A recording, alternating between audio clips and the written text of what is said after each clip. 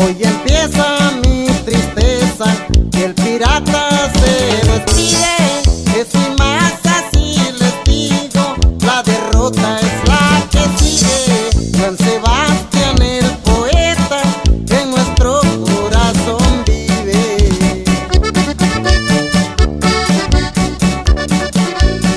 Su vida pues fue bonita, ranchero el cantautor, y de tatuajes bonitos se llevó en su corazón, diseñándole su vida ese secreto de amor.